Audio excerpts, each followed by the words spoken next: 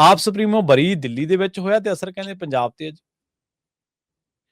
ਪ੍ਰਵੀਨ ਜੀ, ਪੰਜਾਬ ਦੀ ਜੋ ਸਥਿਤੀ ਹੈ ਇਸ ਮੌਕੇ, ਜੀ ਉਸ ਦੇ ਵਿੱਚ ਮੁੱਖ ਮੰਤਰੀ ਦੀ, ਗ੍ਰਹਿ ਮੰਤਰੀ ਦੀ ਭੂਮਿਕਾ ਬਹੁਤ ਅਹਿਮ ਬਣ ਜਾਂਦੀ ਹੈ। ਨੀਂਦ ਨਾ ਆਵੇ ਜੀ ਤੇ ਜਦੋਂ ਬੰਦਾ ਬਿਮਾਰ ਹੋਵੇ ਫਿਰ ਤਾਂ ਵੈਸੇ ਹੀ ਨੀਂਦ ਘਟੀ ਹੁੰਦੀ ਹੈ ਤੇ ਉੱਪਰ ਦੀ ਆਪਣੇ ਘਰ ਦੀ ਹਾਲਤ ਇਹੋ ਜਿਹੀ ਹੋਵੇ ਤਾਂ ਨਿਗਾਹ ਦਰਵਾਜ਼ੇ ਤੇ ਰਹਿੰਦੀ ਹੈ ਕਿ ਫਿਰ ਨਾ ਕੋਈ ਬਾਹਰ ਕਰ ਜਾਵੇ। ਜੀ ਪਰ ਸਾਡੇ ਮੁੱਖ ਮੰਤਰੀ ਸਾਹਿਬ ਤਾਂ ਲੰਬੀ ਤਾਣ ਕੇ ਸੁੱਤੇ ਨੇ, ਇਲਾਜ ਕਰਾਉਣ ਗਏ ਨੇ ਬੰਗਲੁਰੂ। ਠੀਕ ਹੈ, ਮਤਲਬ ਬਿਮਾਰ ਕੋਈ ਵੀ ਹੋ ਸਕਦਾ ਹੈ, ਮੁੱਖ ਮੰਤਰੀ ਸਾਹਿਬ ਵੀ ਇਨਸਾਨ ਨੇ ਤੇ ਬਿਮਾਰੀ ਉਹਨਾਂ ਨੂੰ ਵੀ ਆ ਸਕਦੀ ਹੈ ਤੇ ਇਲਾਜ ਕਰਾਉਣਾ ਉਹਨਾਂ ਦਾ ਵੀ ਹੱਕ ਬਣਦਾ।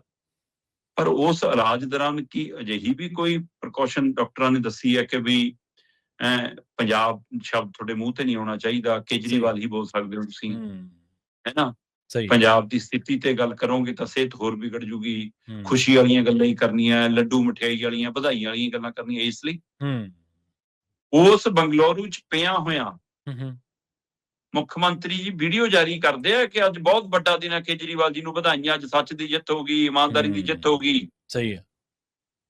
ਪੰਜਾਬ ਦੇ ਕਿਸਾਨਾਂ ਨਾਲ ਕੀ ਹੋ ਰਿਹਾ, ਸਮਾਣੇ ਚ ਕੀ ਹੋ ਰਿਹਾ, ਗੁਰਦਾਸਪੁਰ ਚ ਕੀ ਹੋ ਰਿਹਾ, ਮੁੰਡੇ ਕਿਵੇਂ ਚੱਕੇ ਜਾ ਰਹੇ, ਐਨਕਾਊਂਟਰ ਕਿਵੇਂ ਹੋ ਰਿਹਾ, ਪੁਲਿਸ ਕੀ ਕਰ ਰਹੀ ਹੈ, ਕੋਈ ਟਿੱਪਣੀ ਨਹੀਂ। ਇਹੀ ਜੀ ਕਿਹੜੀ ਬਿਮਾਰੀ ਹੈ ਜਿਹਦੇ ਵਿੱਚ ਇਹ ਰੋਕ ਲੱਗੀ ਕਿ ਭਾਈ ਆਪਣੇ ਘਰ ਦਾ ਦਰਦ ਵੀ ਨਾ ਬੋਲਿਓ ਮੁੱਖ ਮੰਤਰੀ ਸਾਹਿਬ? ਇਲਾਜ ਕਰਾਉਣ ਗਏ ਹੋ ਕਿ ਪੰਜਾਬ ਲਵਾਰਸ ਛੱਡ ਕੇ ਭੱਜੇ ਹੋ? ਹਾਂ,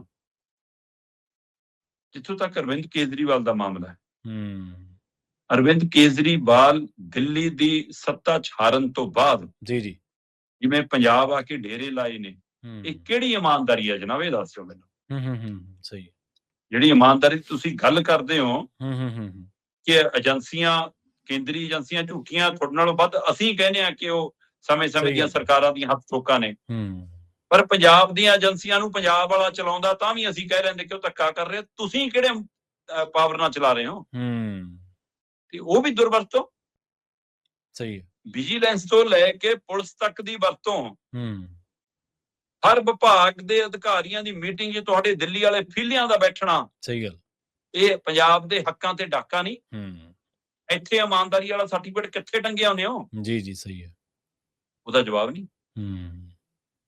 ਹੁਣ ਆਜੋ ਇਸ ਫੈਸਲੇ ਦਾ ਅਸਰ।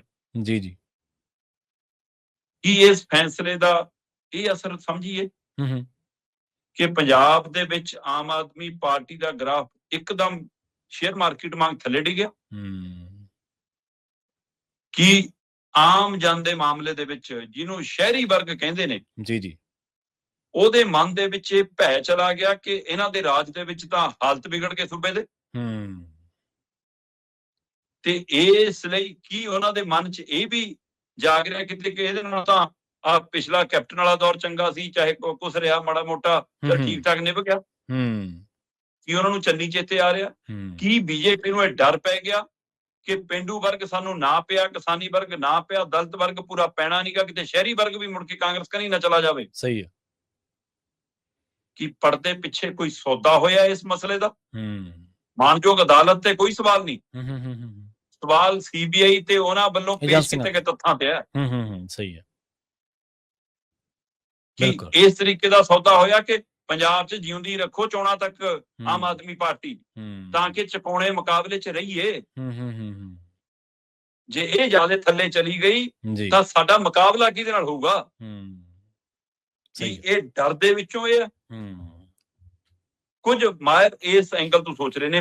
ਮੈਂ ਆਪਣੇ ਵੱਲੋਂ ਨਹੀਂ ਕਹਿ ਰਿਹਾ, ਇਹ ਪੰਜਾਬ ਦੇ ਚਿੰਤਕਾਂ ਦੇ ਵਿੱਚ ਜਾਗਿਆ ਇਹ ਭਾਵ ਇਹ ਗੱਲ ਕਰਦਾ। ਕਾਨੂੰਨੀ ਮਾਹਰ ਇਸ ਨੁਕਤੇ ਤੋਂ ਗੱਲ ਕਰਦੇ ਨੇ, ਪਰ ਜਿਸ ਨੁਕਤੇ ਤੇ ਮੈਂ ਉਂਗਲ ਧਰਨਾ ਚਾਹੁੰਦਾ, ਮੈਨੂੰ ਇੱਕ ਹੋਰ ਪੱਖ ਲੱਗਦਾ, ਉਹ ਮੈਂ ਆਪਣੀ ਸਮਝ ਚੋਂ ਗੱਲ ਕਰਨਾ ਚਾਹੁੰਦਾ। ਜੀ ਉਹ ਇਹ ਆ ਕਿ ਇੱਕ ਪਾਸੇ ਪੰਜਾਬ ਦਾ ਮਾਹੌਲ ਵਿਗੜ ਰਿਹਾ,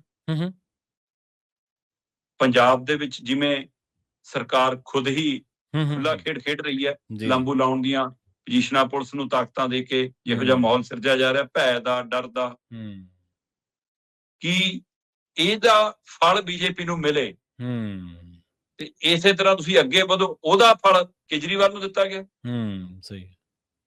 ਕਿ ਵਿਗੜੇ ਮਾਹੌਲ ਚੋਂ ਆਪਣੀ ਸਿਆਸਤ, ਕਿਉਂਕਿ ਬੀਜੇਪੀ ਦਾ ਇੱਕ ਟ੍ਰੈਂਡ ਸੈੱਟ ਹੈ ਕਿ ਜਿਹੜੇ ਸੂਬਿਆਂ 'ਚ ਇਹ ਸੱਤਾ 'ਚ ਆਏ ਨੇ ਉੱਥੇ ਹਾਲਾਤ ਪਹਿਲਾਂ ਵਿਗੜੇ ਨੇ,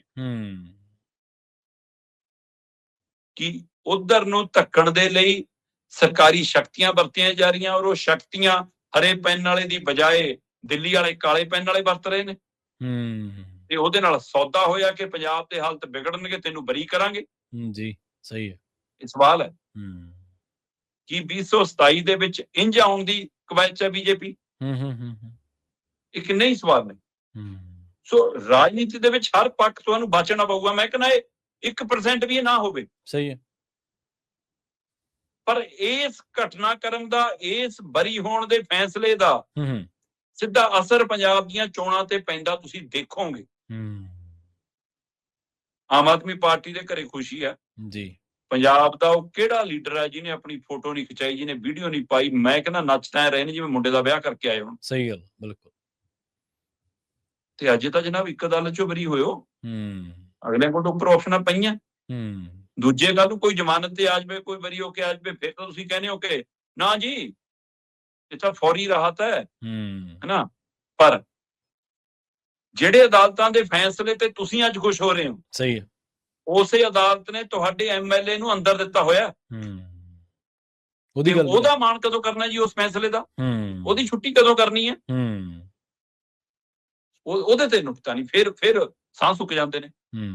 ਸੋ ਕੁੱਲ ਮਿਲਾ ਕੇ ਦਿੱਲੀ ਦਾ ਇਹ ਫੈਸਲਾ ਜੀ ਪੰਜਾਬ ਦੀਆਂ 2027 ਦੀਆਂ ਚੋਣਾਂ ਤੇ ਅਸਰ ਪਾਊਗਾ।